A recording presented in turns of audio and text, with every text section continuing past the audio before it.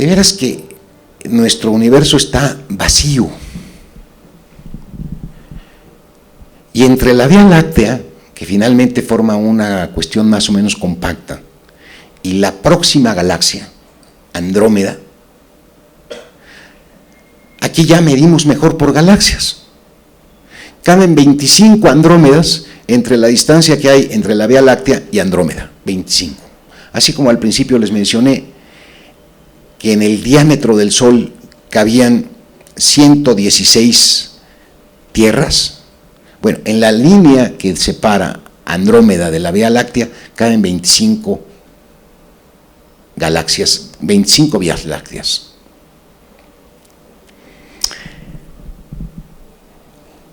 Esto sí que es inmenso. Pues no es tan inmenso, ya lo estamos midiendo.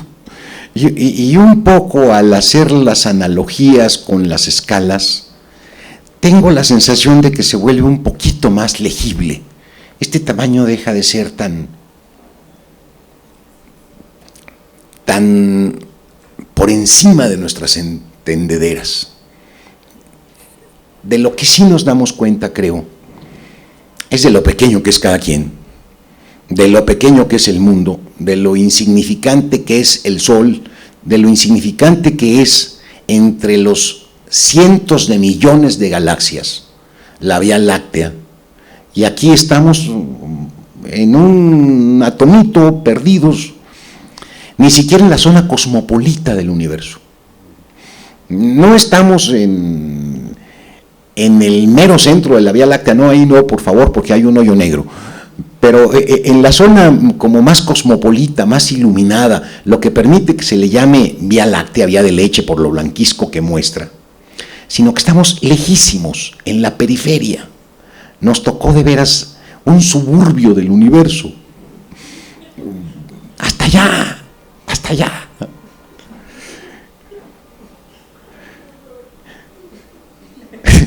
No es para tanto. Afortunadamente estamos aquí, porque si estuviéramos un poco más allá, no podrían haberse dado las condiciones para acceder a la vida. Esta distancia, no saben las ventajas que nos trae. Si estuviéramos más cerca, cualquier explosión de una de esas estrellas seguramente nos afectaría. Estando tan allá, nos enteramos tan tardíamente, millones de años después de que ya explotaron, y seguimos tan campantes.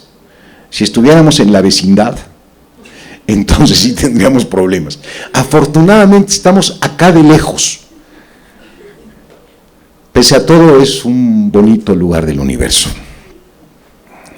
Bueno, ya tenemos una vaga idea de nuestro vecindario estelar.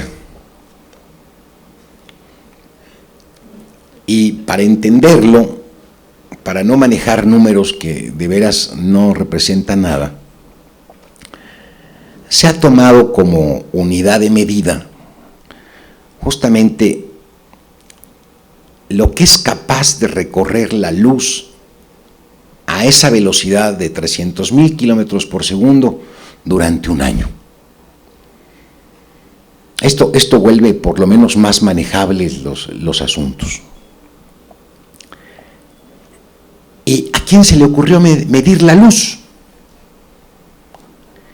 Pues al que inició justamente la física moderna, a Galileo. Antes de Galileo había algunas cuestiones de física bastante trasnochadas.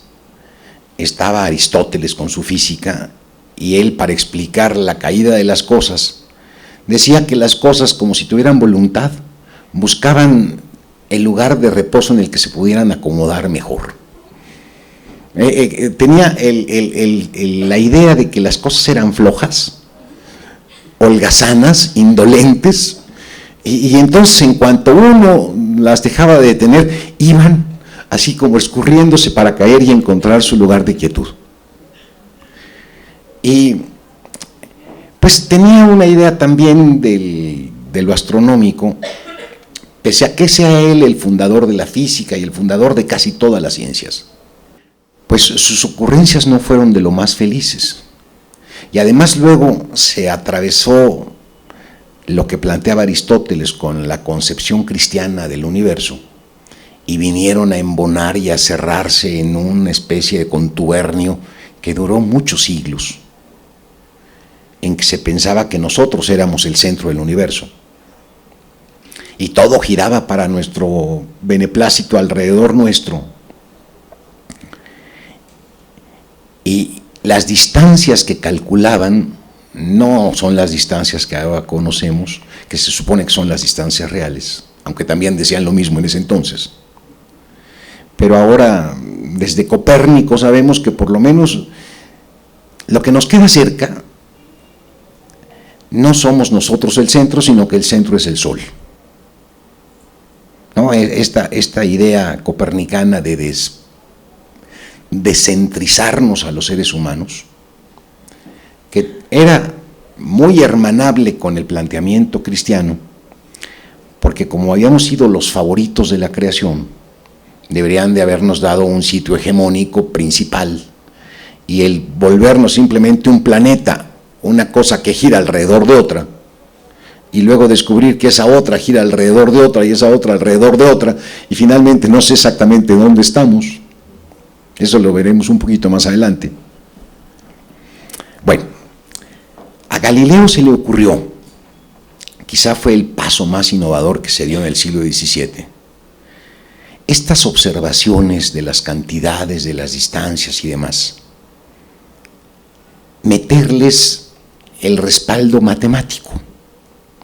Es él el primero que empieza con la idea de medir para poder romper las ideas absurdas que se tenían, como por ejemplo que las cosas caían según la cantidad de flojera que tuvieran, y había más flojera mientras más espeso fuera el material que caía, y entonces se pensaba que 1 kilo de algodón caía más lentamente que 1 kilo de plomo, y se tuvo que asumar a la Torre de Pisa. Afortunadamente estaba inclinada para poder aventar las 2 esferas y demostrar que caían simultáneamente.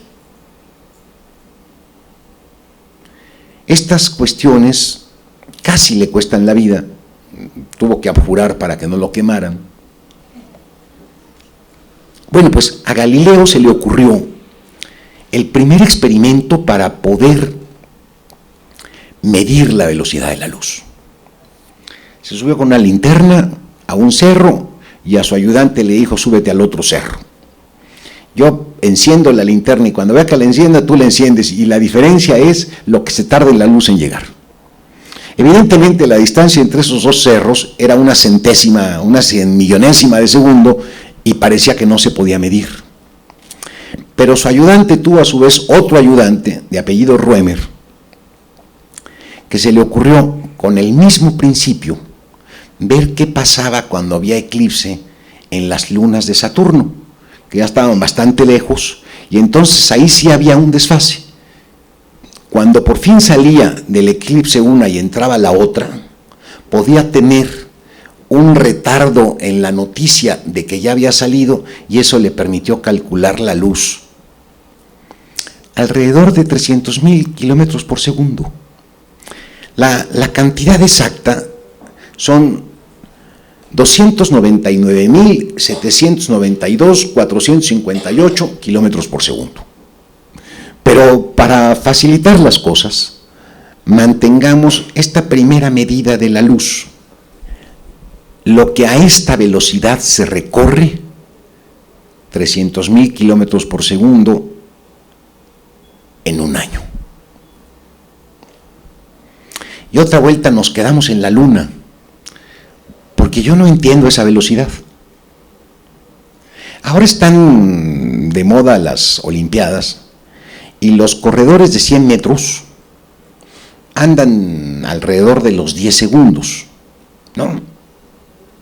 O sea que en un segundo recorren 10 metros.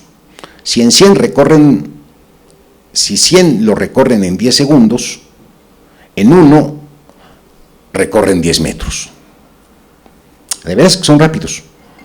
Yo me imagino que al principio recorren 3 metros y ya en el último sprint recorren hasta 11 metros por segundo, cuando llegan allí adelantando el pecho.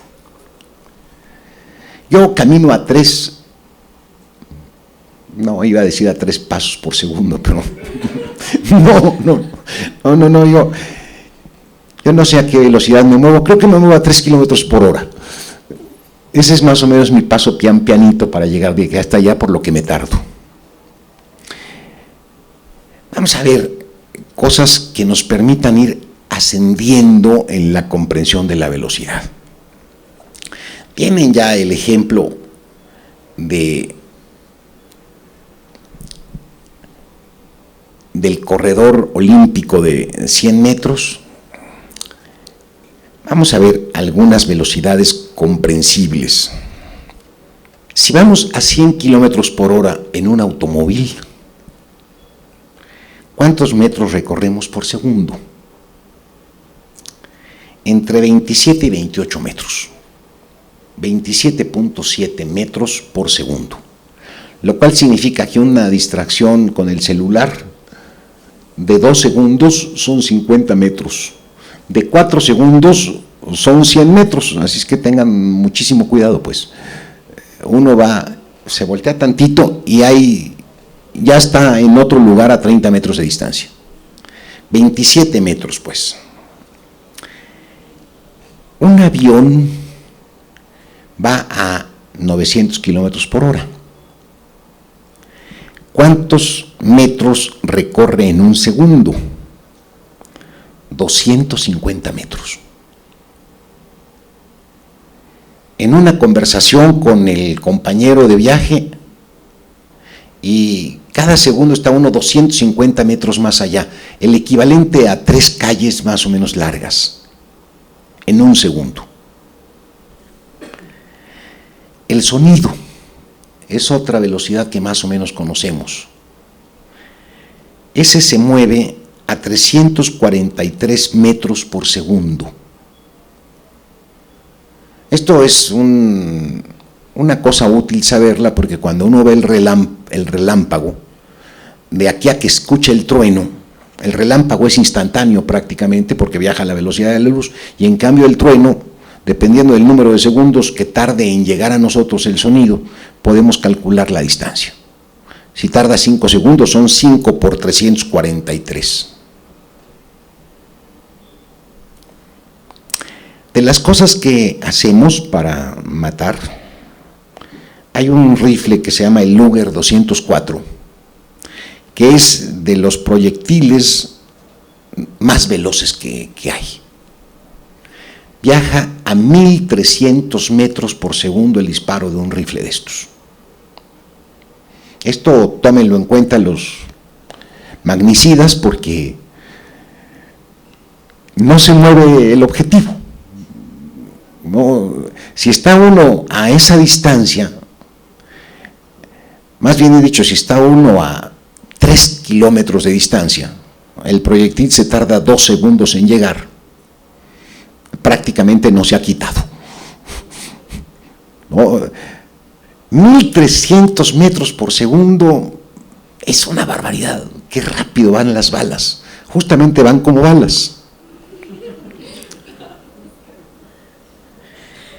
Pues nosotros vamos peor que balas, porque si pensamos en la órbita de la Tierra dándole la vuelta al Sol, los kilómetros y kilómetros y kilómetros que tenemos que recorrer, y nos tardamos 365 días más 4 horas y pico, pues ¿a qué velocidad vamos? Vamos a la friolera de 30 kilómetros por segundo. 30 kilómetros por segundo. Si a ustedes les dan un jalón, que es el que da el avión, los hunde en el respaldo, y apenas se alcanza una velocidad en la pista de 300, 400 kilómetros por hora. El equivalente a 200 segundos, a 200 metros por segundo. ¿Cómo es posible que a 30 millones de kilómetros por segundo vayamos ahorita mismo recorriendo nuestra órbita? Y la verdad yo lo siento bastante quieto. Ahora, como la órbita que recorremos no es una esfera, un círculo perfecto, sino una elipse, una elíptica. Tiene dos focos, uno de ellos es el Sol. Les estoy dando ideas aproximadas. Cuando nos acercamos al Sol en el invierno, vamos rapidísimo. Y cuando estamos en el momento más lejano, en el verano, se alenta para volver a regresar. O sea, ni siquiera es un movimiento constante, sino que se va acelerando y se va desacelerando según la posición que ocupe en la órbita. Pero en promedio vamos a 30 kilómetros por segundo.